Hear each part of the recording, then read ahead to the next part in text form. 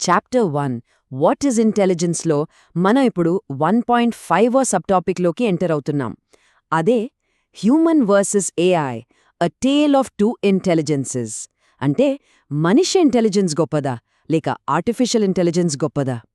ఈరోజు మన విశ్లేషణలో ఈ చాలా ఇంట్రెస్టింగ్ ప్రశ్న గురించే మాట్లాడుకుందాం. సో మనందరి మైండ్స్లో వచ్చే ఫస్ట్ క్వశ్చన్ ఇదే: ఎవరు ఎక్కువ స్మార్ట్, మనుషులా లేక ఏఐయా?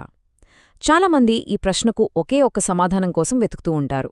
కాని అసలు విషయమేంటంటే, నిజానికి ఇది మనం అడగాల్సిన సరైన ప్రశ్న కానే కాదు. అవును, మీరు విన్నది కరెక్టే.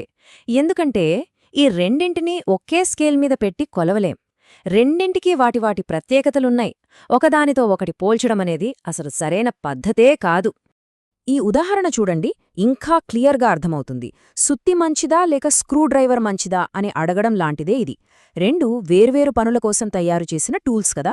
గోడకి మేకు కొట్టాలంటే సుత్తి కావాలి, స్క్రూ తిప్పాలంటే స్క్రూ డ్రైవర్ కావాలి, అంతే.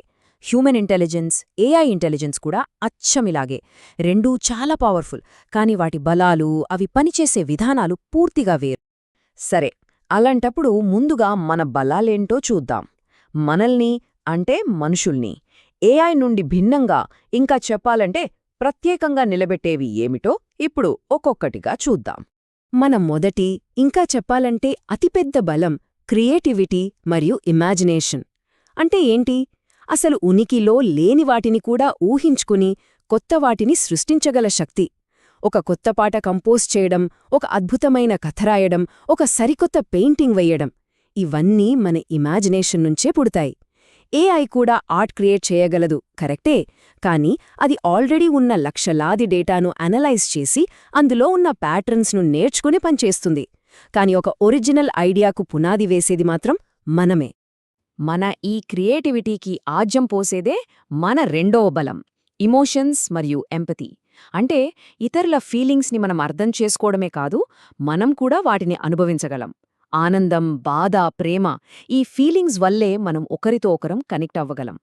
ఏఐ ఒక మనిషి ఫేస్లోని ఎక్స్ప్రెషన్స్ని గుర్తించి ఇతను బాధగా ఉన్నాడు అని చెప్పగలదేమో కాని ఆ బాధను అది నిజంగా ఫీల్ అవ్వలేదు. ఆ లోతైన కనెక్షన్ అనేది మనకు మాత్రమే సాధ్యం. మన మూడవ బలం కామన్ సెన్స్. దీనికి సరైన డెఫినేషన్ చెప్పడం కొంచెం కష్టం.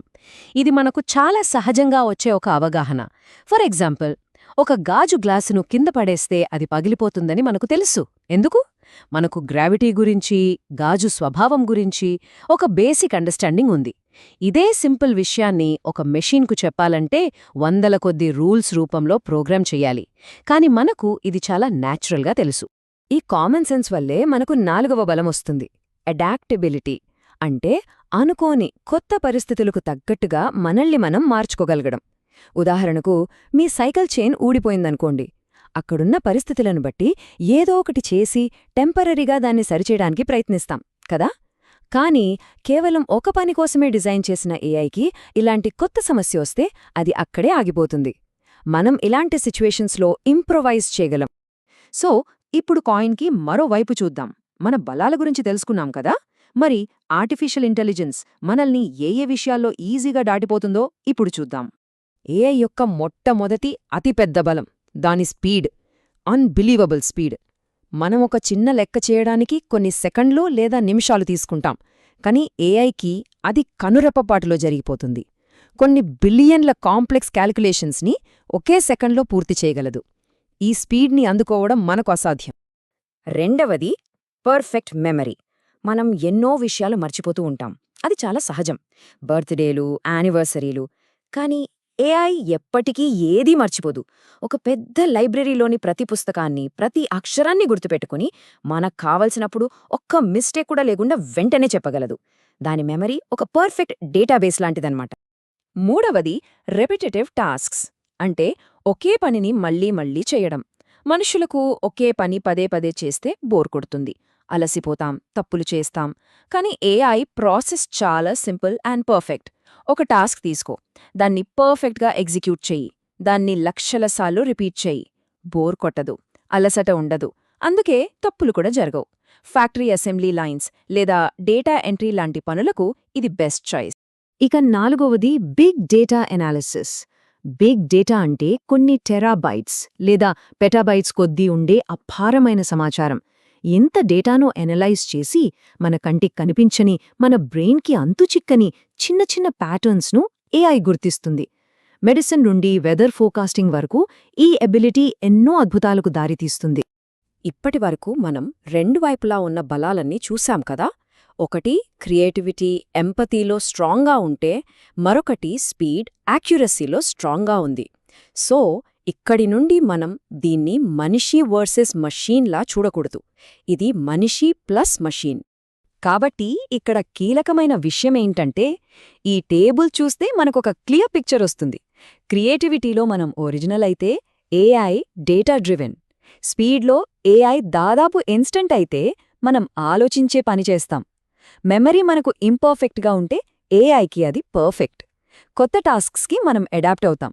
కానీ రిపిటేషన్లో ఏఐ కింగ్. మనకు ఎంపతీ, కామన్ సెన్స్ ఉంటే ఏఐకి పవర్ఫుల్ ప్యాటర్న్ రికగ్నిషన్ ఉంది.